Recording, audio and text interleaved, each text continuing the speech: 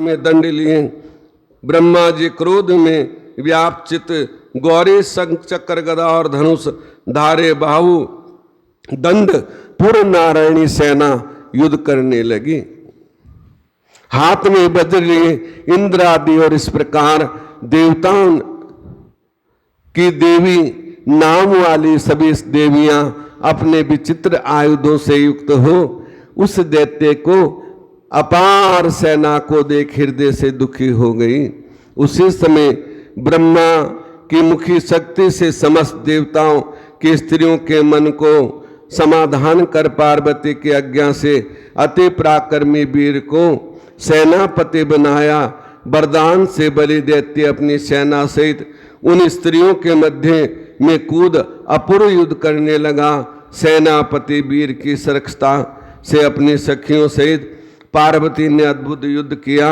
हिरण्याकश्यपु पुत्र अंधक महाव्यूह की रचना कर हजारों वर्ष तक वहां युद्ध करता रहा, कई हजार वर्ष तक।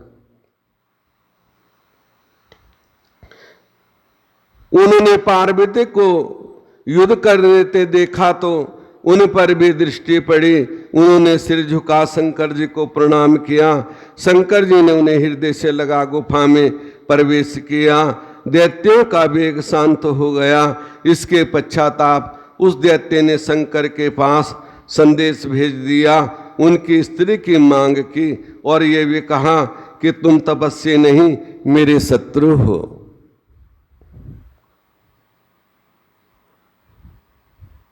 जब मति हरण हो जाती है ना तो ऐसा ही होता है, क्योंकि वो था तो शिवपुत्र ही लेकिन माता की मांग करने लग गया।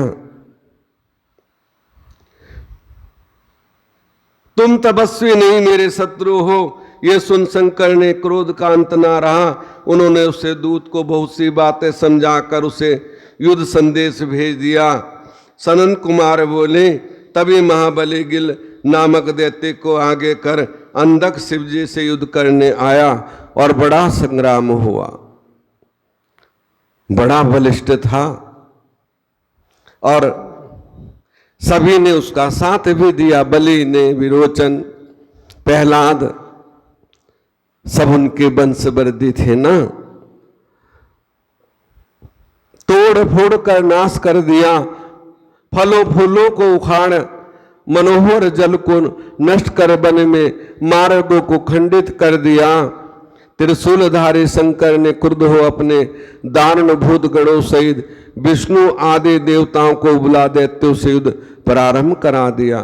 ब्रह्मा, विष्णु, इंद्र, सूर्य, चंद्रमा आदि समस्त देवता विधिवत दैत्यों के पेट में चले गए। केवल शंकर एक गणवीर शेष बचा रहा। तब वह भयंकर शंकर जी के पास आया और सब समाचार कहा। उसे सुन शंकर जी सामवेद का गान करने लगे। फिर सूर्य के समान अपने प्रकाशित शरीर के रहस्य करने लगे। उसकी अटूट आस से समस्त अंधकार दूर हो गया। वीरक ने उस दैत्य से बड़ा युद्ध किया। उधर उस दैत्य ने नंदी को निगल लिया। तब नंदी निगल देके कपटी भगवान शंकर के वृषभ पर चढ़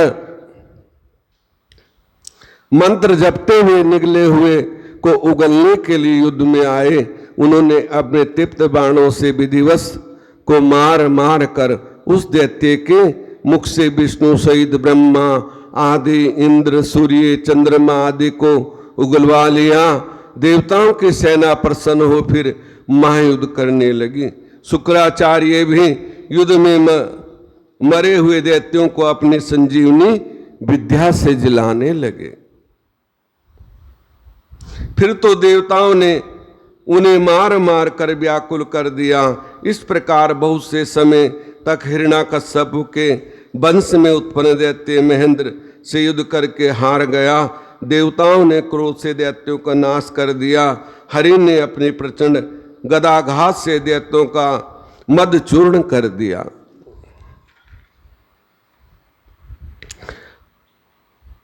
परंतु अब तक दैत्यों का प्रधान भी युद्ध में डटा रहा।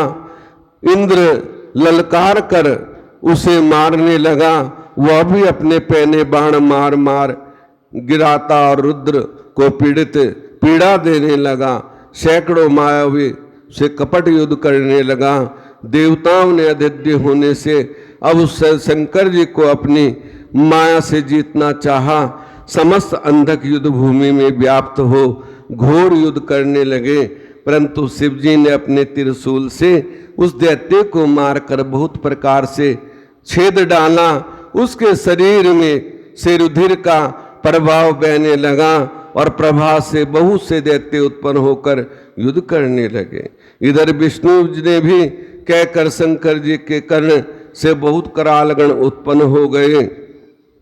युद्ध और वह दैत्य शंकर पर पुन घोर बाण बरसाने लगा। शिव जी ने त्रिशूल उठा, उसका हृदय छेदते हुए उसे ऊपर उठा लिया। ये होते ही युद्ध शांत हो गया। सूर्य के प्रचंड किरणों से उसके काया जला दी, उसका शरीर जर्जर हो गया। ऊपर मेघों ने जल बरसाकर उसे और भी पीड़ित कर दिया।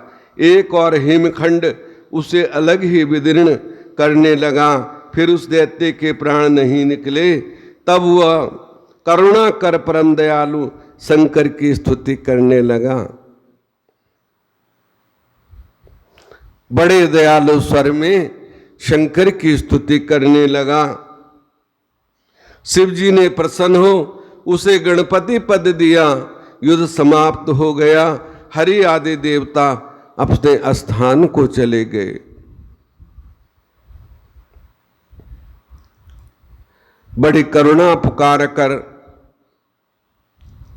भगवान से क्षमा मांगी कि मेरी गलती क्षमा कर दो।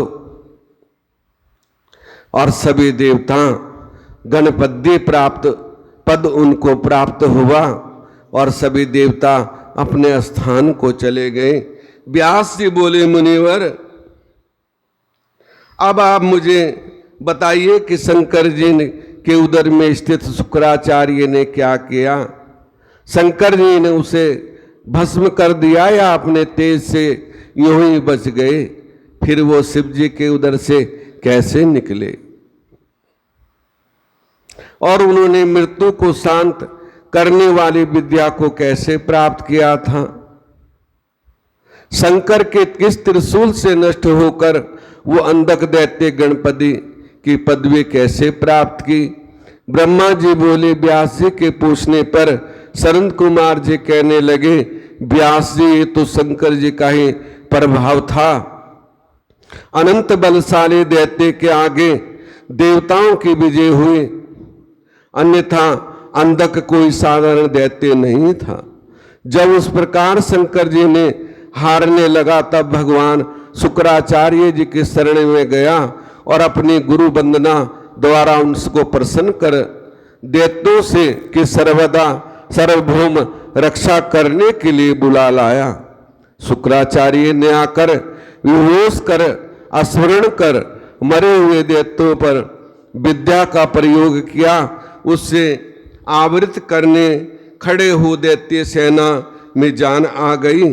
वह शिव नंदी आदि और नंदी ने जाकर शुक्र के आवागमन को उनकी विद्या के प्रयोग को शिव जी से कहकर अपनी व्याकुलता प्रकट की, तो उसे सुन शिव जी हंसने लगे और पुनः नंदी से कहा, घबराओ नहीं, मेरी आज्ञा से तुम अभी जाकर शुक्राचार्य को मेरे पास पकड़ कर लाओ। फिर तो नंदीश्वर ने सिंह के समान शब्द करता हुआ शीघ्र ही दैत्य सेना पर टूट पड़ा और जहाँ दैत्य रक्षित शुक्राचार्य खड़े थे उनके मध्य में उनको ऐसा ही पकड़ ला जैसे सिंह एक बालक हाथी को पकड़ के ले आता है, और शिव जी के पास लाए और शिव जी ने उनको निगल लिया, हरण कर लिया। गणेश जी गणेश्वर नंदी अपने मुख की अग्नि से दैत्यों के शस्त्रों को जला शत्रु पक्ष को व्याकुल करते हुए शिव के समीप लाए। शिव ने शुक्र को फल के समान अपने मुख में रख लिया और व्यास जी पूछते हैं शिव जी द्वारा शुक्राचार्य के निकले जाने पर क्या हुआ? सनंद कुमार बोले, शिव जी के उदर में स्थिर शुक्राचार्य बार बार निकलने का बड़ा प्रयोग करने लगा। उन्होंने बाहर निकलने के लिए शिव जी के शरीर में छिद्रों की बड़ी खोज की, परंतु सैकड़ों वर्षों तक वहीं घूमता रहा, उनको कोई छिद्र नहीं मिला, क्योंकि वो तो सदा शिव है, ऑर्डर दानी है, भोलेनाथ हैं, तो कहां छिद्र मिलता। अब आज तुम्हारा शुक्र नाम पढ़ा, अब जाओ। शुक्र ने शिव प्रणाम कर उसकी स्तुति की और आज्ञा ले पुनः दैत्यों की सेना में चले गए। सनंद कुमार बोले, नमस्ते देवाय सुरासुर नमस्कृतम भूतभाव महादेव अस्ति पिंगल लोचनः बुद्धि रूपेणी इत्यादि मंत्रों का जब शुक्र जी ने शंभु के उदर में जपा, तब वे उत्कंठ वीर्य के समान शिव के लिंग छिद्र से बाहर आए। प्रथम जन्म में पश्चाताप 3000 वर्ष बाद फिर वो वेद पाठी शुक्र पृथ्वी पर शिव जी से उत्पन्न हुए। उधर अंधक शिव जी के त्रिशूल पे सूखते हुए शिव जी की 108 बार मूर्तियों का ध्यान करता हुआ उनकी स्तुति कर रहा था। इसी से शिव जी ने प्रसन्न हो उसे सब प्रकार के भय से मुक्त करा दिया और अमृत की वर्षा से उसके प्राण संचार कर त्रिशूल से उतार कर उसका अभिषेक किया और कहा, मैं तेरी भक्ति से प्रसन्न हूं, वर मांग। अंधक हाथ जोड़ कांपता हुआ शिव जी की अनेक स्तुति कर अपने पूर्व अपराधों के लिए उनसे